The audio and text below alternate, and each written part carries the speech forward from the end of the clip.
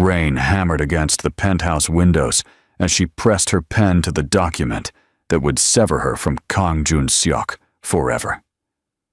Her hand trembled, not from fear, but from the rage of a woman who had finally chosen herself over a man who loved power more than he could ever love her. "Sign it and leave," Jun-seok said from across the room, his voice stripped of emotion. He stood by the floor-to-ceiling window, hands buried in his pockets, his broad shoulders rigid beneath his tailored suit. The city lights below reflected in the glass, painting him in shadows and neon, a king surveying his empire, indifferent to the queen he was about to lose. Naomi's dark eyes lifted from the papers. "You won't even look at me?" He didn't turn. "There's nothing left to see." She laughed bitterly, the sound sharp enough to cut through the storm outside. "You're right. There isn't." She scrawled her signature across the final line with such force, the pen nearly tore through the paper. "You chose this empire over us, over me. Don't you dare act like I'm the one walking away. You knew what I was when you married me." His reflection in the glass remained motionless, a statue of cold determination. "I knew you were dangerous. I didn't know you were empty." She stood, gathering the papers with shaking hands. "I thought somewhere beneath the violence and the bloodshed, there was a man capable of putting his family first. I was wrong." Jun-seok's jaw tightened, the only crack in his armor. "This family needs protection. My world, your world is killing us." Naomi's voice broke, raw and desperate. "Do you know what it's like to sleep next to someone and wonder if you'll wake up a widow? To smile at your business associates, knowing they've ordered executions? I can't breathe in this life anymore, Jun-seok. I won't." He finally turned to face her. At 34, Kang Jun-seok was devastatingly handsome. Sharp features, intelligent eyes that could freeze a man's blood or seduce a woman's heart, depending on his mood. But tonight, those eyes held nothing but ice. "Then leave." 2 words. That was all it took to destroy 5 years of marriage. Naomi's hand instinctively moved to her stomach, where a secret she'd discovered only hours before now felt like both a miracle and a curse. She'd taken the pregnancy test in the bathroom of her lawyer's office, staring at those 2 pink lines, while her lawyer waited outside with divorce papers already prepared. The timing was cruel. The universe had given her a reason to stay the exact moment she'd found the strength to go. But she wouldn't tell him. She couldn't, because a man who chose power over his wife would sacrifice his child on the same altar. "Goodbye, Jun-seok." She walked past him, her heels clicking against marble floors that had once felt like home. "When you finally realize what you've lost, don't look for me. I won't be waiting." The door closed behind her with a finality that echoed through the penthouse like a gunshot. Jun-seok stood alone in the silence, staring at the space where she'd been. His chest felt hollow, scraped clean of something vital. But he didn't move, didn't call out, didn't run after her. He'd built an empire on the principle that nothing, no one, was more important than power.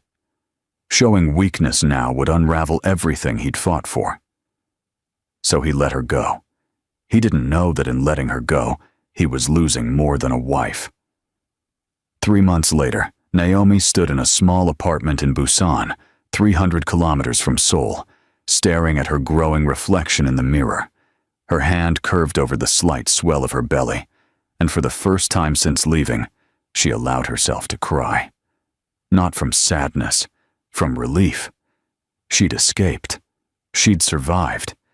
And she would give this child something Jun-seok's world could never offer. Peace. The transition hadn't been easy.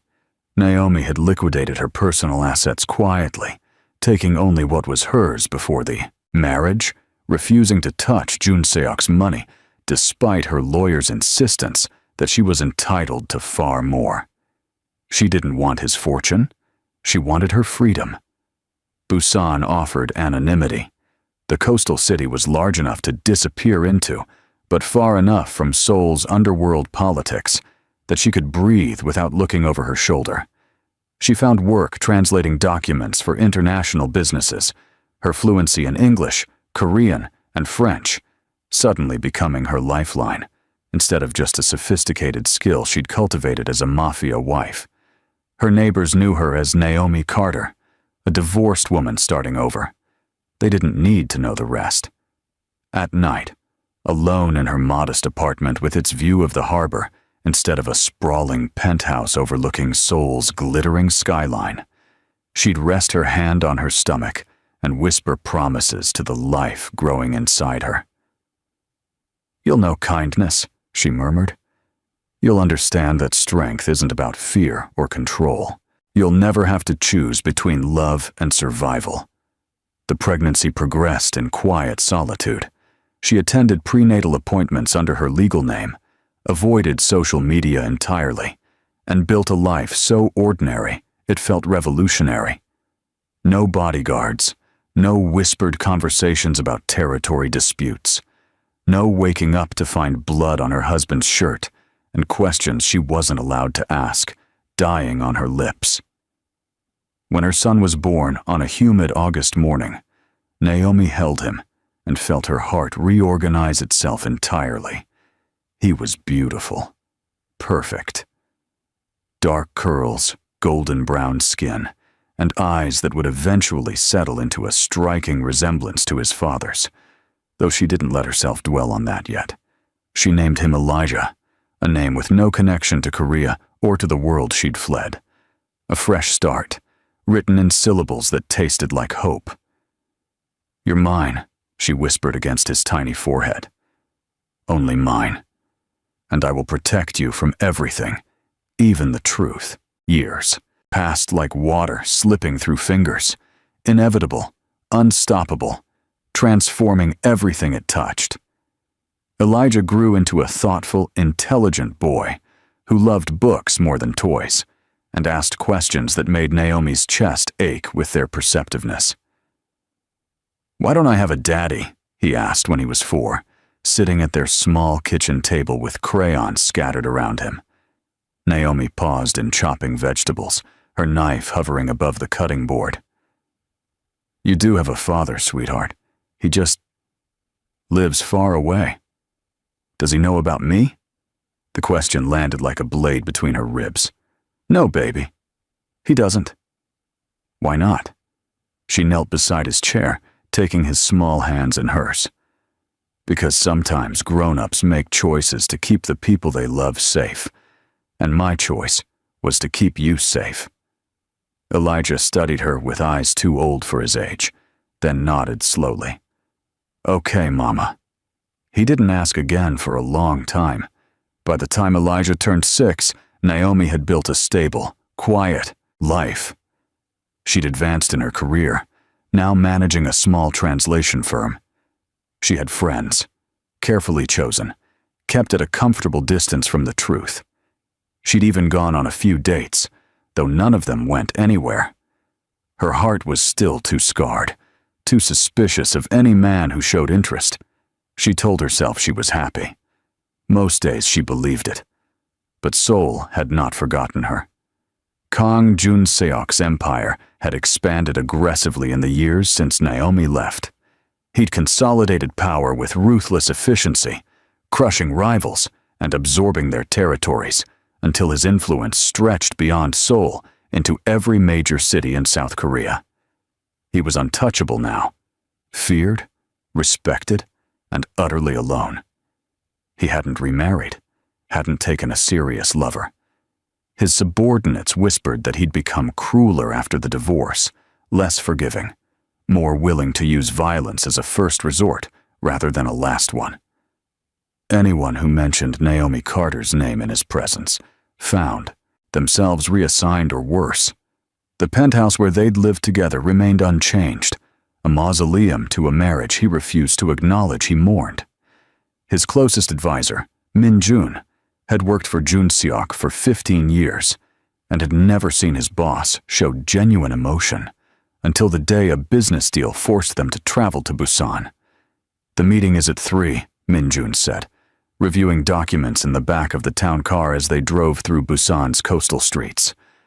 "The Ganko negotiations should be straightforward. They need our protection more than we need their boss?" Jun-seok had gone completely still, his gaze fixed out the window. There, walking down the sidewalk with a shopping bag in one hand, was Naomi. She looked different. Her hair was shorter, cut into a sleek bob that framed her face. She wore simple jeans and a white blouse instead of the designer clothes he'd once insisted she wear. No makeup, no jewelry, except for small gold earrings. She looked free. And, beside her, holding her other hand, was a boy. Jun-seok's world tilted on its axis. The child was perhaps 6 or 7, with dark curly hair and golden brown skin. He was laughing at something Naomi said, his whole face lighting up with joy. And when he turned his head, just for a moment, Jun-seok saw it. The shape of his eyes, the set of his jaw, the way he tilted his head when he smiled. It was like looking at a photograph of himself as a child. "Stop the car," Jun-seok said, his voice barely above a whisper. "Boss?" "Stop the fucking car," Min-jun signaled the driver, and the vehicle pulled to the curb. Jun-seok was out before it fully stopped, standing on the sidewalk as Naomi and the boy disappeared around a corner. His hands were shaking. Kang Jun-seok, who'd ordered executions without flinching, who'd built an empire on the corpses of his enemies, was shaking like a leaf in a storm. "Follow them," he ordered, discreetly. "I want to know where they live, where the boy goes, to school, everything." "Boss? Who? Everything, Min-jun. And get me a DNA specialist. Private. Someone who knows how to be invisible." It took 3 days.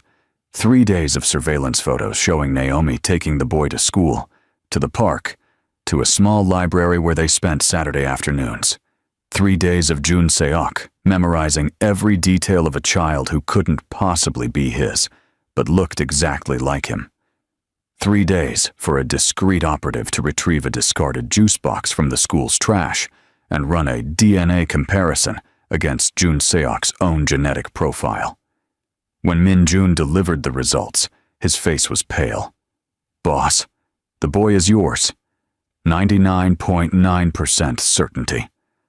The paper slipped from Jun-seok's fingers, drifting to the floor like a feather from a dying bird. He had a son. He'd had a son for 6 years, and never knew. Naomi had been pregnant when she left.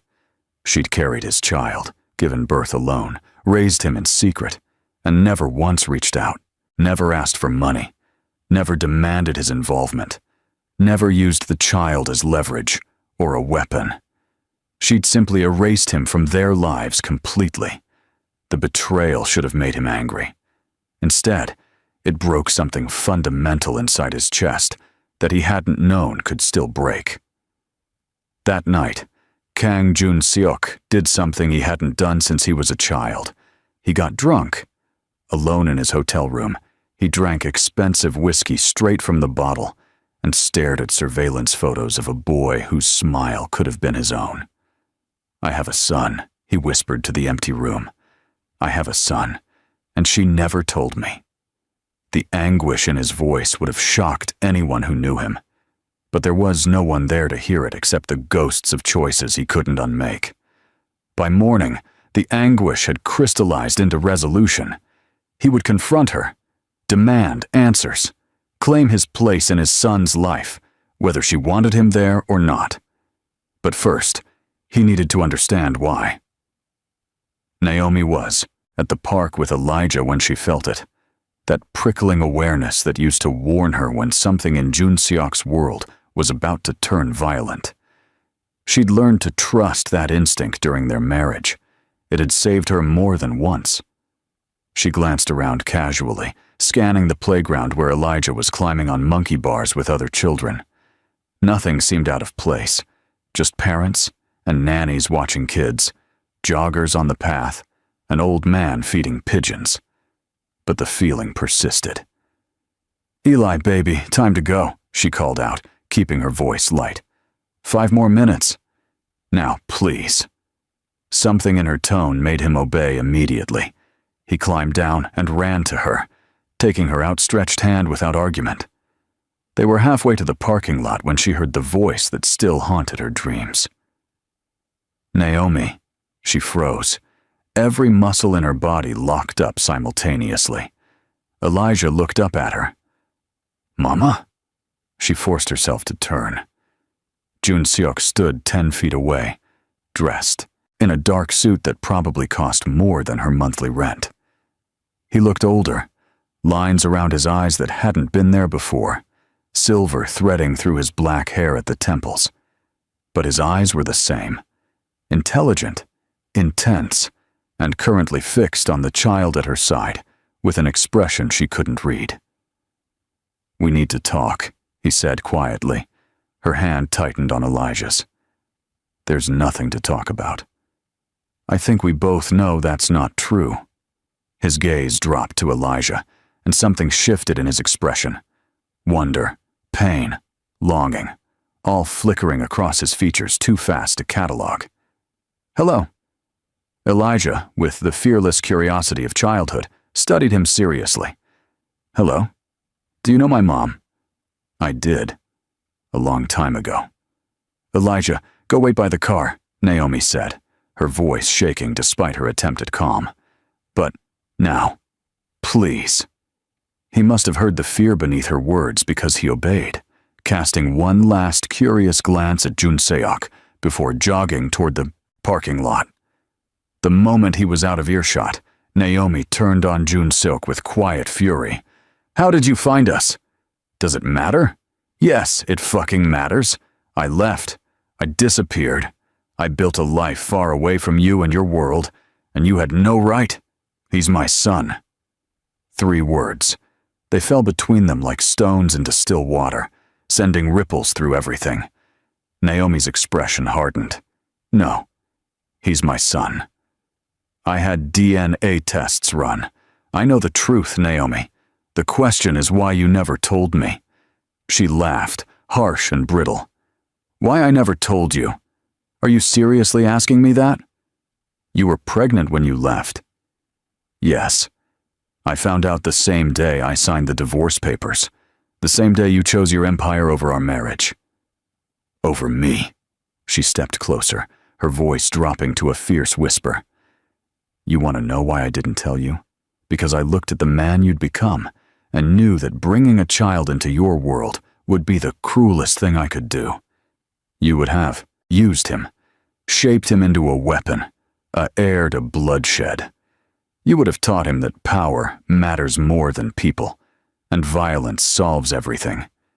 So yes, I hid him from you, and I'd do it again." Each word hit him like a physical blow.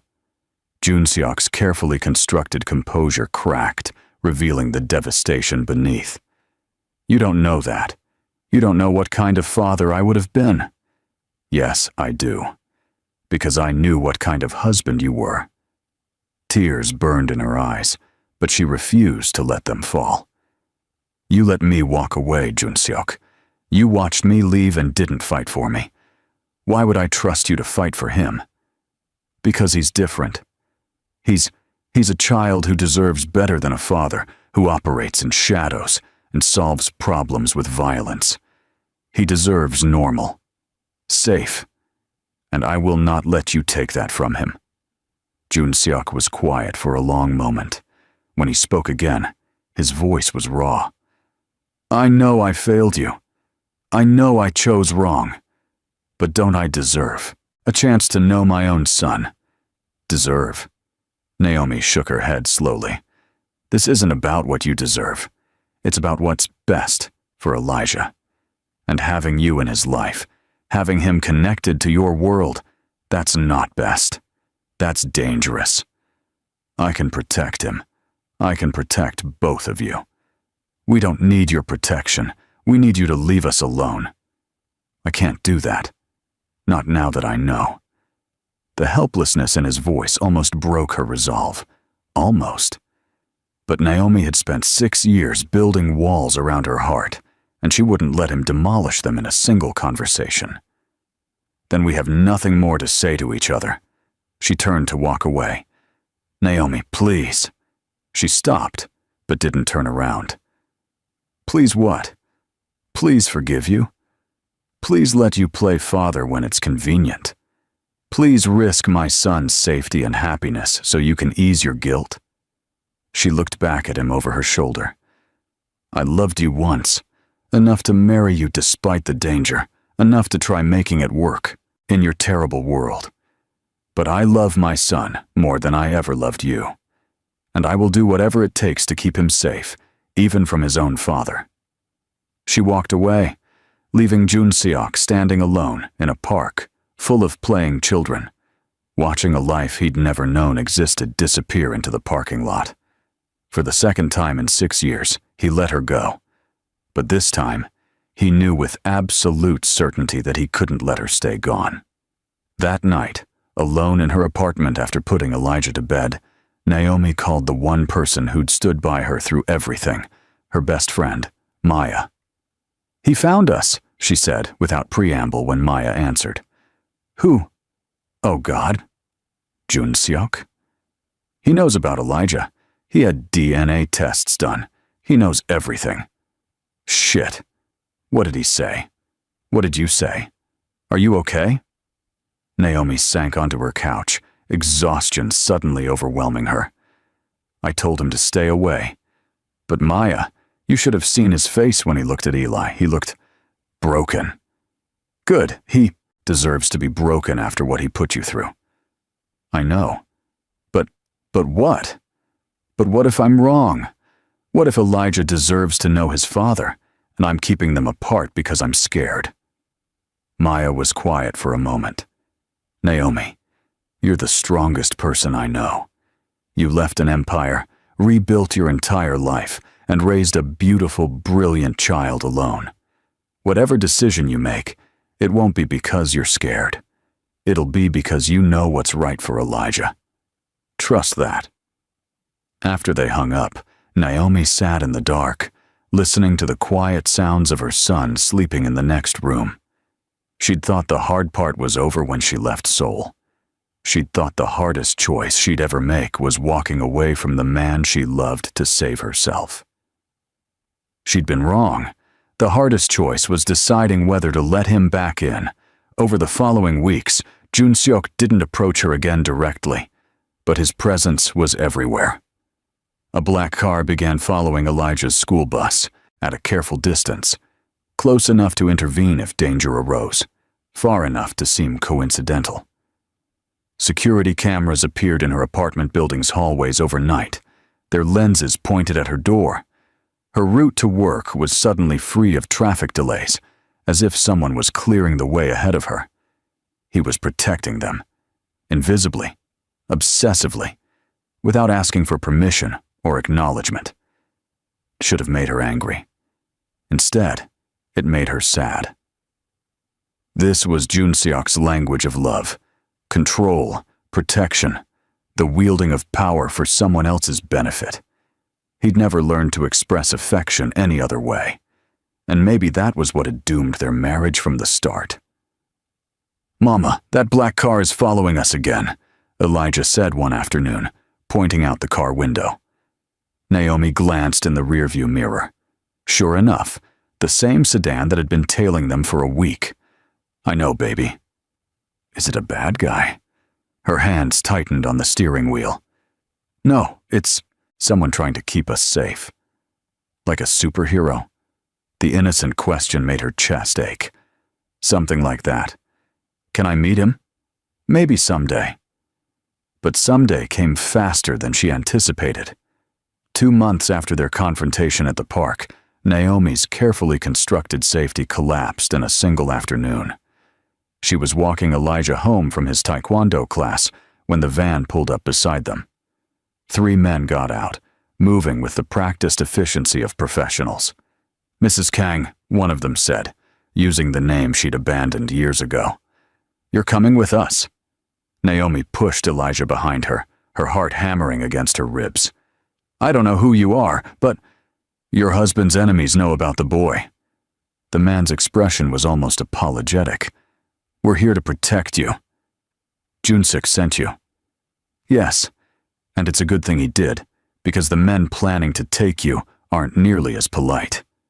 As if summoned by his words, a second vehicle screeched around the corner, heading straight for them. Everything happened in seconds. The first team of men shoved Naomi and Elijah into their van. Gunfire erupted behind them. Elijah screamed, and Naomi wrapped herself around him, using her body as a shield as the van peeled away from the curb. "Stay down!" one of the men shouted. The van careened through traffic, pursued by the second vehicle. More gunfire. The rear window shattered, spraying glass across the seats. Naomi kept her son's face pressed against her shoulder, whispering prayers and promises into his hair, while her world descended into violence she'd spent 6 years trying to escape. They arrived at a safe house 30 minutes later, a nondescript building in an industrial area of the city. Junseok was waiting in the doorway, and the expression on his face when he saw them was one Naomi had never witnessed before. Pure, undiluted terror. "Are you hurt?" He reached for them, then stopped himself, hands hovering in the air between connection and restraint. "Either of you." Elijah was crying, trembling in Naomi's arms. She was shaking too, adrenaline and fear making her voice unsteady. "We're fine. We're okay." "You're not okay. You're—" His voice broke. He ran a hand through his hair, his composure completely shattered. "This is my fault. My enemies found out about him, and now—" "Who were they?" Naomi demanded, finding anger beneath her fear. "Who just tried to kidnap us?" "The Park Syndicate, rivals from Seoul who've been looking for leverage against me for years. Someone talked. Someone let it slip that I have a son, and now—" He looked at Elijah, really looked at him for the first time, and something in his expression crumbled. "Now, you're both in danger because of me." Naomi wanted to rage at him, to scream that this was exactly why she'd hidden Elijah in the first place. But the words died in her throat when she saw how Junseok was looking at their son, like he was staring at the most precious, fragile thing in the universe, and had no idea how to protect it without destroying it. Elijah pulled back from Naomi slightly, wiping his eyes, studying Junseok with that too perceptive gaze. "Are you the superhero from the black car?" Junseok went completely still. "What?" "Mama said someone's been protecting us. Is it you?" For the first time in 6 years, Naomi saw Kang Junseok at a complete loss for words. "Yes," he finally said, his voice rough. "I've been trying to keep you safe." "Are you my dad?" The question hung in the air like a grenade with the pin pulled. Naomi's breath caught. She'd planned to tell Elijah the truth eventually, when he was older, when she could explain it properly. But life had other plans. Junseok looked at her, silently asking permission. She nodded slowly. He knelt down, bringing himself to Elijah's eye level. "Yes, I'm your father. Where have you been?" The innocent question landed like a knife between Junseok's ribs. I didn't know about you. Your mother left before I knew she was pregnant." "Why did she leave?" "Because I made mistakes. Big ones. I wasn't the person she needed me to be." Elijah considered this seriously. "Are you going to make more mistakes?" Junseok's throat worked. "Probably. But I'm going to try very hard not to. I want to protect you and your mother. I want to keep you safe." "Okay." Elijah reached out and took Junseok's hand, with the simple trust of a child who hadn't yet learned that the world was complicated and love could hurt. "Thank you for the black car." Junseok looked down at his son's small hand in his own, and for a moment, Naomi thought he might break down completely, but he held himself together through sheer force of will. "You're welcome," he whispered.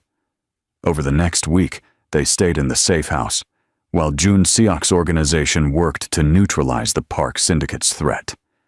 Naomi watched from the sidelines as the man she'd divorced orchestrated a war with cold precision. But this time, for the first time, the violence wasn't for power or territory. It was for family. He worked 18-hour days coordinating his people, eliminating threats, building walls of protection around Naomi and Elijah that would take an army to breach. But every evening, he came back to the safe house and spent exactly 1 hour with Elijah before the boys' bedtime. They played simple games, read books, talked about school and taekwondo, and Elijah's favorite foods. Jun Seok was awkward at first, clearly having no experience with children, but he tried with an earnestness that surprised Naomi. "He's good with him," Maya observed over the phone one night. "I never thought I'd say that." "He's trying," Naomi admitted, watching through the doorway as Jun Seok helped Elijah build a tower out of blocks. "He's really trying." "Does that change anything for you?" Naomi was quiet. "I don't know. He put us in danger just by existing in our lives. But he's also fighting to keep us safe. It's all so complicated. Love usually is. This isn't love. This is co-parenting, survival, making the best of an impossible situation." "If you say so," Maya said, but Naomi could hear the doubt in her voice. On the 8th night, everything changed. Naomi woke to shouting and gunfire. She bolted upright, her instincts screaming danger before her mind fully processed what was happening. The safe house was under attack. She ran to Elijah's room, finding him awake and terrified. "Mama, what's happening?" "Come with me, baby, right now." She grabbed him and ran for the panic room Jun Seok had shown her on the first day, a reinforced chamber designed to withstand anything short of a military assault. But halfway there, she ran into one of Jun Seok's men, bleeding from a shoulder wound. "They breached the perimeter," he gasped. "We're falling back. Boss said to get you to the panic room and—" The window exploded inward. 2 men in tactical gear crashed through, guns raised. Naomi screamed, shoving Elijah behind her, using her body as a shield. Then Jun Seok was there. He moved like violence incarnate, disarming the first attacker with brutal efficiency and using the man's own weapon to shoot the second. More attackers poured through the window, and Jun Seok fought them all, protecting Naomi and Elijah with a ferocity she'd never witnessed. But there were too many. A bullet caught him in the side. He staggered but didn't fall, kept fighting even as blood bloomed across his white shirt. Another bullet, this time to his shoulder. He went to one knee. "Run!" he shouted at Naomi. "Take him and run!" But she couldn't move, couldn't tear her eyes away from the man who was dying to protect them. Then reinforcements arrived, Jun Seok's people flooding the room, overwhelming the attackers. The battle turned in seconds, and when the gunfire finally stopped, Jun Seok collapsed onto his back, breathing raggedly. Naomi ran to him, Elijah clutching her leg. "You're okay," she said desperately, pressing her hands against his wounds, even though she had no idea what she was doing. "You're going to be okay. Someone call an ambulance." "Naomi," his hand found hers, slick with blood. "Is he safe?" "Yes. He's safe. You saved us. You—" Her voice broke. "You almost died." "Worth it," he whispered, his eyes finding Elijah's frightened face. "Worth everything." Then his eyes closed, and he went limp in her arms. Naomi screamed. The hospital waiting room was sterile and cold, and smelled like antiseptic and fear. Naomi sat with Elijah curled against her side, both of them still covered in Jun Seok's blood. "Is he going to die?" Elijah whispered. "No, baby. He's going to be fine." She prayed she was telling the truth. Min-jun paced nearby, his phone pressed to his ear as he coordinated security and managed the aftermath of the attack. When he finally hung up, he approached Naomi carefully. "The Park Syndicate is finished," he said quietly. "Boss gave orders before the attack. If anything happened to him, we were to dismantle them completely. It's done. How many people died tonight? He hesitated. Does it matter? Yes, it matters. Her voice was hollow. Because this is the world I left. This is why I hid Elijah from his father. Because being connected to Junseok means living in constant danger, and people die, and she stopped, unable to continue. For what it's worth, Minjun said, I've worked for Boss for 15 years. I've never seen him care about anything the way he cares about you and the boy. He would burn his entire empire to the ground if it meant keeping you safe. That's what scares me. 3 hours later, a doctor emerged with news. He's stable. The surgery went well. He'll make a full recovery. The relief was so intense, Naomi actually sobbed, startling Elijah. Can we see him? She asked, wiping her eyes. He's resting. But yes, just for a few minutes. Junseok looked small in the hospital bed, pale beneath the fluorescent lights, tubes and monitors tracking his vital signs. His eyes opened when they entered, focusing immediately on Elijah. Hey, he said, his voice rough from the breathing tube they'd just removed. Hi. Elijah approached the bed cautiously. You got shot. Yeah, but I'm okay now. Because of you, we're okay too. Something shifted in Junseok's expression. Wonder and pain and love all tangled together in a way that made Naomi's heart ache. That's the only thing that matters, he whispered. Elijah looked at Naomi, then back at Junseok. Are you going to stay with us now? Naomi opened her mouth to answer, but Junseok spoke first. That's up to your mother, but I hope so. Later, after Elijah fell asleep in a chair by the window, Naomi stood by Junseok's bedside, staring at the man who'd nearly died for them. You can't keep doing this, she said quietly. You can't keep putting yourself in danger every time someone threatens us. That's not sustainable. That's not a life. What would you have me do? Let someone take you? Let them hurt Elijah? No, but there has to be another way. You can't protect us with violence forever. He was quiet for a long moment. You're right. She blinked, surprised. What? You're right. This life, it's poisonous. And I can't expose Elijah to it. I can't expose you to it anymore. He reached for her hand, his grip weak but insistent. I'm going to leave. Walk away from the organization. Give it to Minjun. Distribute my territories, whatever it takes. But I'm done. You don't mean that.